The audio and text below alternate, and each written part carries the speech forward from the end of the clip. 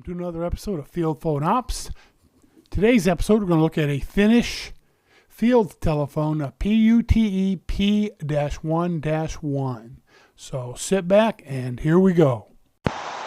Welcome to another episode of Field Phone Ops. In today's episode, we're going to be looking at this Finnish field phone, P-1-1 VPAP, commonly known as a PUTE. P-U-T-E. I don't know if that's a Swedish slang word or if it's an acronym, but that's what it is. Okay, this phone was not made by Ericsson. Ericsson had a really long-standing relationship with the Finnish military and during World War II. But this is basically a Bakelite phone. These were made in the, actually started making them during World War II into the 50s and 60s. Standard Bakelite case like a lot of the phones used at the time. It's got the phonetic alphabet Finnish right here, plate right here to write on it. It uses the latch mechanisms for the carry strap like the German phones and Czech phones. That's where the hand magneto plugs in. Go ahead and open it up. Inside the lid you have the schematic diagram. Here's the crank for the magneto. Handset, pretty much standardized, much like most handsets. Push to talk on. It's got the little bridge pieces on here that if you want to set it on top of something, the top of the case, it'll prevent it from keying stuff all the time. Two binding posts right here. White button is the test button for the ringer and magneto. If you jumper these together and push that button and crank, it'll ring and you can make sure your magneto and bell work. This is where a second handset or headset will connect it. This little stud is an aligning stud. It fits in there, and then there's a screw piece that screws into that and pulls the whole thing in place. Uses D-cell batteries. It's got a little interesting battery holder. It's a little cup case like this. It's not polarity sensitive. You put your D-cell batteries in there and slip it down inside there and slide it over. End of the case has this rubber seal on it like this, and that allows you to operate it like that and set the phone like this. Like I said, it's got standoff so you don't push the PTT and key it.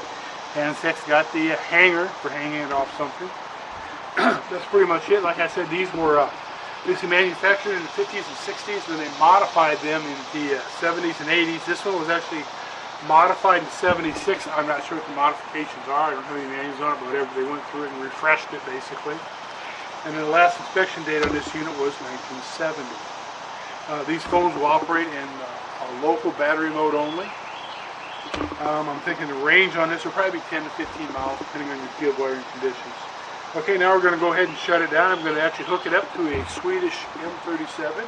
We'll make some phone calls and we'll do some comparisons, because Ericsson did make some phones for the Finns that were a little dumbed down from the M37 phone that the Swedish military used. So here we go. Okay, now we got our Finnish phone hooked up to a Swedish phone right here, the M37. You can see the differences in the cases. I mean, similar Bakelite cases, some different latching stuff on it. You know, just typical stuff. Handsets are handsets. There you go, Finnish, Swedish. Go ahead and we'll try some phone calls here. We'll go ahead and we'll call from the M37 to the Finnish phone. See how it works. Not a really loud ring.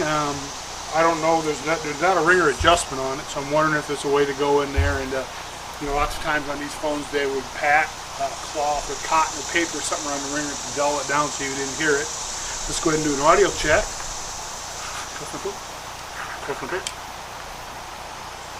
Test 1 2 3 3 2 1. Test 1 2 3 3 2 1. Okay, let's go ahead and try going the other way now. We're going to go from the M37 from the Finnish phone to the M37. Here we go. Now the ring's about the same volume. We'll do another audio check. They should work. Test 1 2 3. Test 1 2 3. Test 1 2 3. Test 1 2 3. And that's pretty much it. The Finnish PUTE. Don't know if that's slang or an actual acronym or something. And I'm going to keep my eyes open to see if I can actually find a Ericsson version of the Finnish phones that were made for the Finns. They were didn't have all the bells and whistles that the Swedish version did, but they're very similar. And that's it. Thank you for watching.